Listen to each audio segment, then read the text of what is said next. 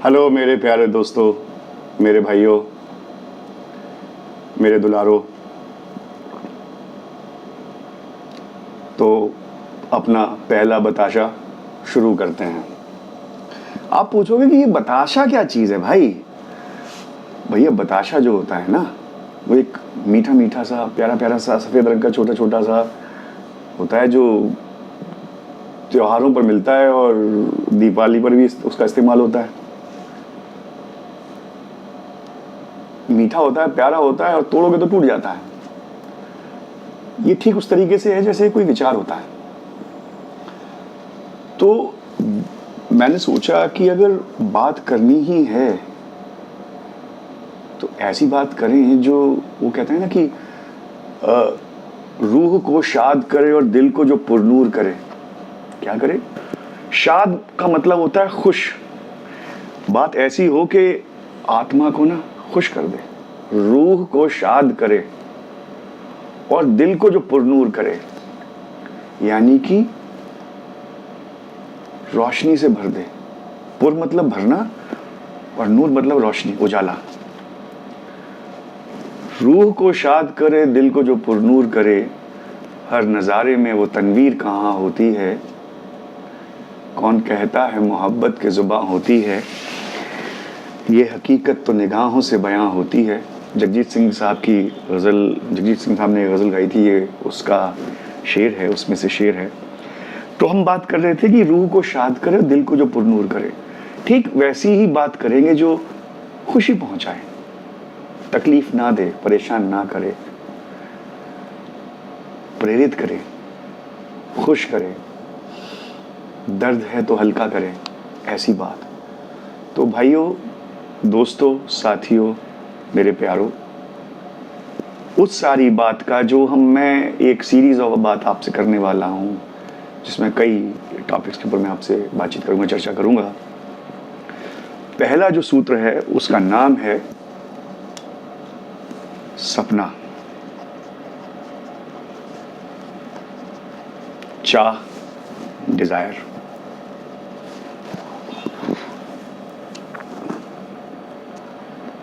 अब इस सपने का और डिजायर का पोइटिक टेक है, दो पोइटिक टेक्स हैं इस चीज पर, नेचर पे।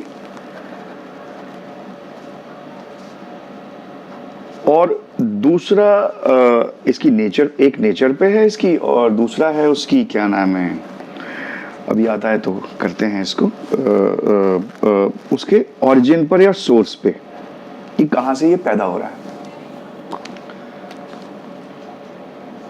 तो पहला जो है सोर्स की बात करते हैं। सोर्स की बात करने से पहले मेरे ख्याल से इसकी रेलेवेंस भी बात कर लेते हैं। वो कहते हैं ना कि जो हमारे यहाँ कहते हैं कि जब आँख खुले तब सवेरा,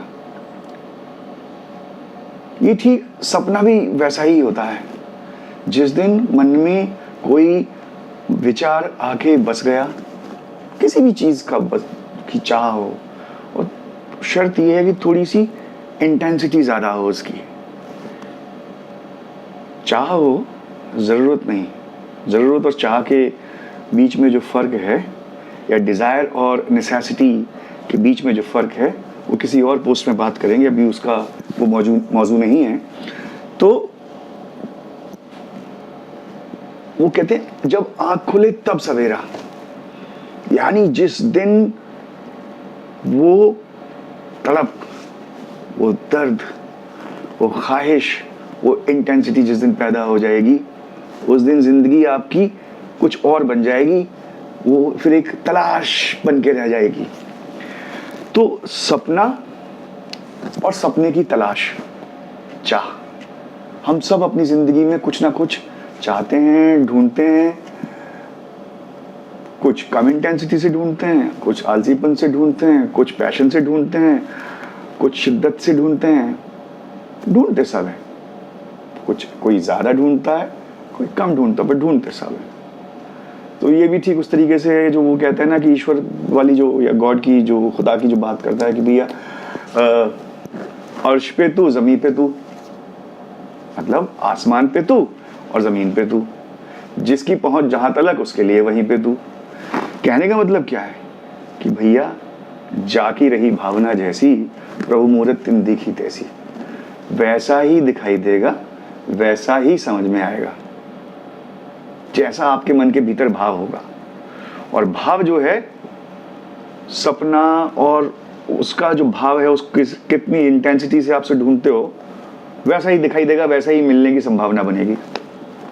वापस आते हैं तो इसमें सपना में, चाह में इसकी तलाश की जो नेचर है। अब जो तलाश है उसको अंग्रेजी में क्वेस्ट कहते हैं। क्या कहते हैं बाबूजी? क्वेस्ट कहते हैं, ठीक है। और खोज भी कहते हैं उसको, ठीक है। तो मैं तलाश और खोज पर बात करता हूं, और उसके ओरिजिन या वहां वो शुरू कहां से हो रही है उस पर बात करता हूं। तो पहले कहां शुरू हो रही है उस पर बात कर लेते हैं। निदा फाजली साहब का एक शेर कह लें, दोहा कह लें, सॉरी,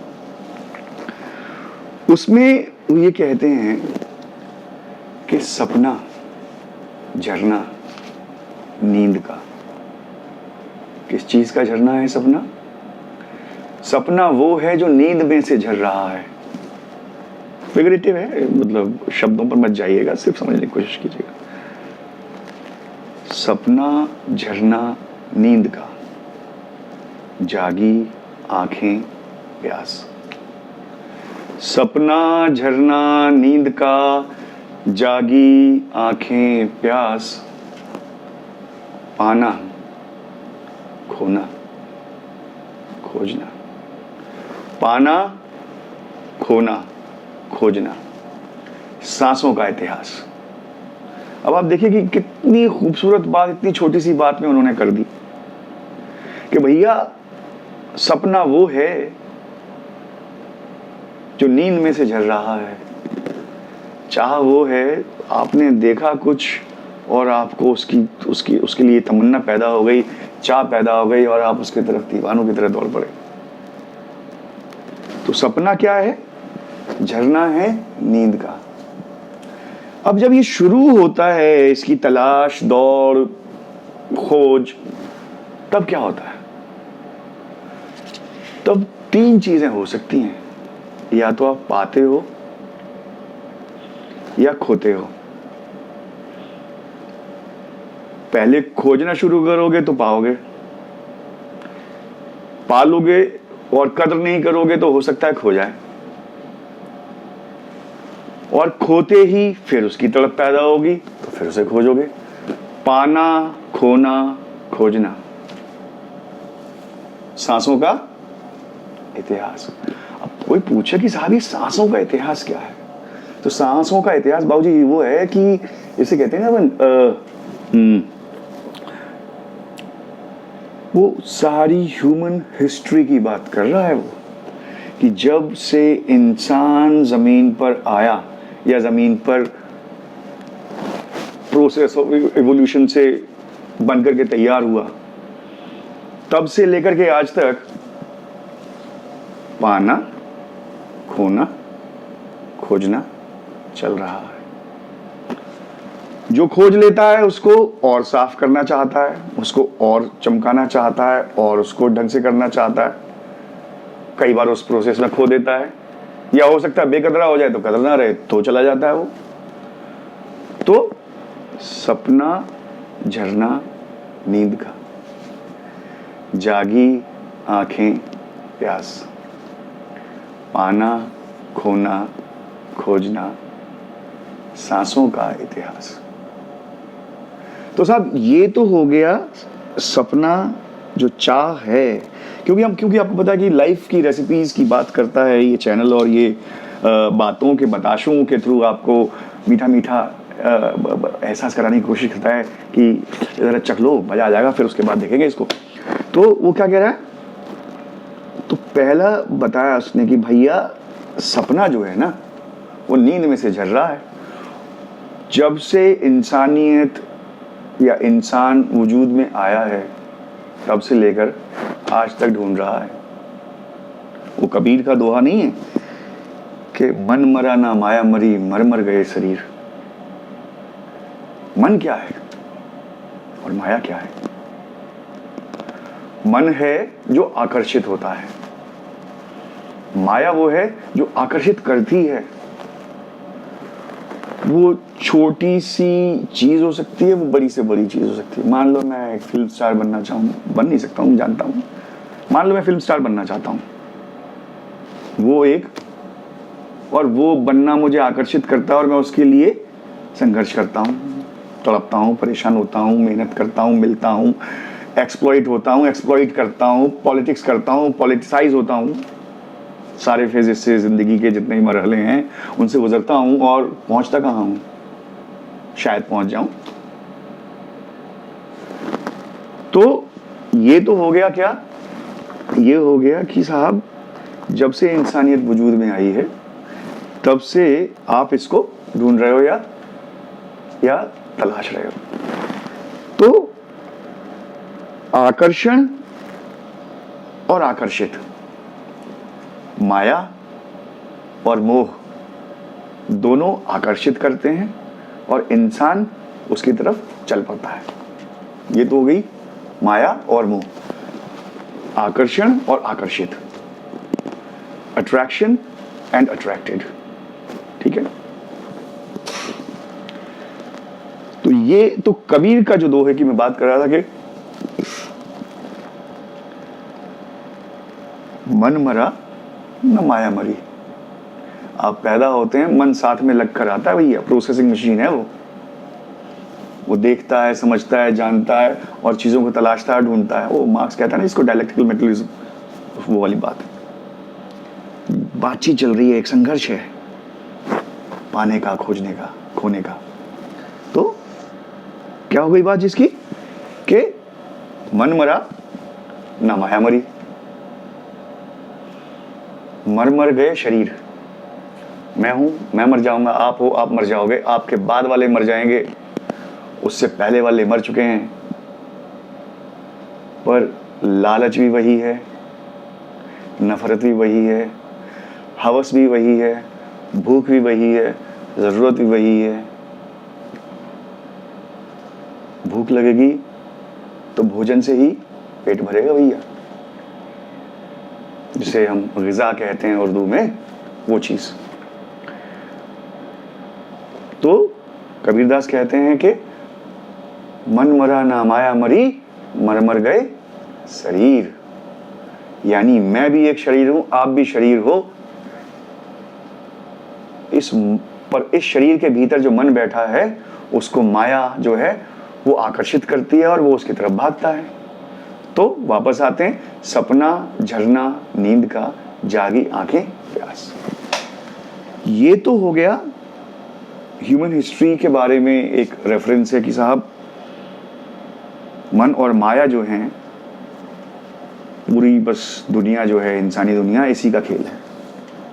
जिस मर्जी रूप में आप इसको देख लो, ऐसे ही दिखाई देगा, ऐसे ही होता रहा है, ऐसे ही होता रहेगा। अगर कोई जेनेटिक कोड ना बदल दे तो हो सकता है डीएनए चेंज हो जाए और उसमें कुछ प्रोटीन्स को और कुछ केमिकल्स को इधर उधर करके आपने एक ऐसी चीज़ की वो आकर्षण खत्म हो जाए। पर अगर आकर्षण खत्म हो गया तो उसकी फ्लिप साइड क्या है? उसकी फ्लिप साइड ये है कि मज़ा खत्म हो जाएगा, क्योंकि संघर्ष का भी एक मज़ा होता है, तलाश का भी एक मज़ा है, यात्रा का मज़ा होता है। तो ये तो हो गया साहब कि वो पैदा कहाँ से हो रहा है। ठीक है जी, तो ये तो हो गया चाह का या सपने का या डिजायर का ओरिजिन। अब इसकी नेचर की बात पर एक शेर मुझे किसी मेरे जानने वाले, मिलने वाले ने सुनाया था। वो जिंदगी में 2 ही बार मुझे मिले, उसके बाद कभी मिले नहीं। और ये शेर मैंने इंटरनेट पर भी ढूंढा, पर मुझे ना ये शेर मिला, ना इस शेर को बताने वाले या लिखने वाले मिले। वो शेर यूं है कि वो कहता है कि याद रखो ये दश्ते तलब है। इस दुनिया के बारे में कह रहा है कि दुनिया क्या जगह है, क्या चीज़ है। दश्त माने जगह समझ लो आप फिलहाल, फॉर कॉमन अंडरस्टैंडिंग। जैसे आम फहम ज़ुबान में जगह कह लें या आम बोलचाल की भाषा में जैसे हम जगह कह लें, तो कहता है दुनिया को समझ लो कि जगह कैसी जगह है। याद रखो तो वो आपको ये समझ लो जैसे गुरु अपने चेले को कह रहा है कि भैया तू याद रख ले कि ये जगह कैसी है, ये दुनिया कैसी जगह है। ये दुनिया वो जगह है जहां तलब महसूस होगी। तलब मतलब आकर्षण, इच्छा, कुछ कुछ करने की। कुछ तलब सिर्फ सिगरेट की ही नहीं होती है, हर चीज की। जिस चीज से आपको लगता है कि मुझे करूंगा तो शायद सुकून मिल जाएगा, आराम मिल जाएगा, करार आ जाएगा, वो उसकी तलब। कहता है याद रखो ये दश्ते तलब है। ये दुनिया कैसी जगह है? ऐसी जगह है जहां पर आप आकर्षित होते हो और ढूंढते हो, पाते हो, खोते हो, खोजते हो। याद रखो ये दश्ते तलब है। तो दुनिया कैसी जगह है? तलब की दश्त है, ऐसी जगह है जहां पर आप ढूंढते हो चीजों को। याद रखो ये दश्ते तलब है, आग वहीं पे बरसेगी। अब इस दुनिया की नेचर बता रहा है वो। क्या नेचर बता रहा है? चलो अभी बताना बेटा, बोलो, बोल बोल डाल। पुच्ची भी कर दे पापू को, पापू को मीठी वाली पुच्ची भी कर दे, जिससे मजा आ जाए। जो सोनू भैया को पुच्ची भी कर ली, रिकॉर्डिंग भी हो गई। अब आगे की बात करते हैं। तो क्या कह रहा था मैं? याद रखो ये दश्ते तलब है। कैसी जगह है? ढूंढने की जगह है ये दुनिया। मन में इच्छा पैदा हुई, सपना नींद से झरा, निकला, और आंख खुली और प्यास शुरू हुई। जागी आंखें, प्यास, और फिर पाने, खोने, खोजने का सिलसिला शुरू हो गया। ये तो हो गई एक स्टेज। कहता है याद रखो ये दश्ते तलब है, आग वहीं पे बरसेगी। कहां बरसेगी आग? यानी मसला पैदा वहीं होगा। कब पैदा होगा? जैसे ही जो चीज चाहिए थी वो मिल जाएगी। मिलते ही बात, मतलब मिलते ही क्या होगा? मिलते ही आपकी नजरों में उसकी वैल्यू खत्म हो जाएगी। कहता है ना वो बड़ा खूबसूरत, बड़ी खूबसूरत गजल है कि दुनिया जिसे कहते हैं जादू का खिलौना है, मिल जाए तो मिट्टी है, खो जाए तो सोना है। हम वो वैल्यू ही उस चीज को करते हैं जो हमारे पास नहीं होती। किस चीज को वैल्यू करते हैं हम? जो हमारे पास नहीं होती। वही याद रखना, जो आपके पास है नहीं ना, वो आप मरते मर जाओगे, कभी नहीं होगा। आप सोचोगे, डिसएग्री करोगे इस बात से, किसी और वीडियो में कभी और आप सवाल पूछोगे आगे जब, तो मुझे बताना, तो अपन उसको डिस्कस करेंगे। कहता है याद रखो ये दश्ते तलब है, आग वहीं पे बरसेगी, साया जिसको समझोगे या थक कर जहां पर बैठोगे। मान लो आपको धूप लग रही थी बहुत तेज, और आपने धूप से बचने के लिए छायादार पेड़ के नीचे पहुंच गए। कहते जैसे ही वहां बैठोगे ना, फिर मन जो है जैसे थोड़ा सा वो ठंडक मिलेगी तो कुछ और ढूंढेगा मन, फिर वहां से वापस चलोगे। आग वहीं पे बरसेगी, साया जिसको समझोगे या थक कर जहां पर बैठोगे। आओ उंगली थाम के तुमको, कितनी खूबसूरत बात है। आओ उंगली थाम के तुमको चंद कदम तक पहुंचा दें। क्या बोल रहा है वो? कि भैया, बोल कौन रहा है? उस्ताद बोल रहा है, गुरु बोल रहा है, टीचर बोल रहा है। क्या बोल रहा है? कि भाई आ, तुझे मैं जिंदगी का नेचर समझा दूं, डिजायर का नेचर समझा दूं, मन और माया का रिलेशनशिप समझा दूं, पाना, खोना, खोजने की स्टेजेस बता दूं। उसके बाद क्या है? आओ उंगली थाम के तुमको चंद कदम तक पहुंचा दें।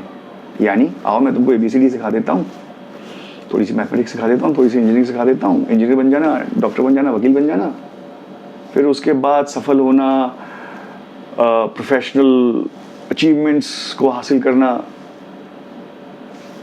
वो बात की बात है। आओ उंगली थाम के तुमको चंद कदम तक पहुंचा दें, फिर तो अकेले सहरा सहरा एक मुद्दत तक भटकोगे। सहरा क्या है? सहरा कहते हैं रेगिस्तान को, डेजर्ट को। मरुस्थल कहते हैं ना हिंदी में जिसको। मरुस्थल, डेजर्ट, सहरा पर्यायवाची हैं, सिनोनिम्स हैं एक दूसरे के। कहता है आओ उंगली थाम के तुमको चंद कदम तक पहुंचा दें। कहता है कि आओ तुमको उंगली थाम के कुछ दूरी तक पहुंचा देते हैं, फिर तो अकेले सहरा सहरा यानी रेगिस्तान। अब रेगिस्तान का यहाँ क्या मतलब है? सहरा का क्या मतलब है? सहरा का मतलब है पानी का ना होना। दूसरा शराब का होना। शराब से कंफ्यूज मत कीजिएगा। I am not talking about liquor here. शराब कहते हैं मिराज को। आपको लगता है कि पानी है, पर वो एक भुलावा है, पानी होता नहीं है। यानी आप भागोगे उसकी तरफ कि मुझे शायद पानी मिल जाएगा, पर वहां पानी होगा नहीं। पानी होगा नहीं पर प्यास होगी, छाया नहीं होगी क्योंकि पेड़ नहीं है। छाया नहीं होगी, पेड़ नहीं है, धूप बहुत तेज होगी। जो मरु है, जो रेत है, जो सैंड है, तंदूर की तरह तप रही होगी। ये तो हो गया दिन का हाल। रात को क्या होगा? जस्ट उसका उल्टा। वो जो भयंकर गर्म था रात को ठंडा हो जाएगा।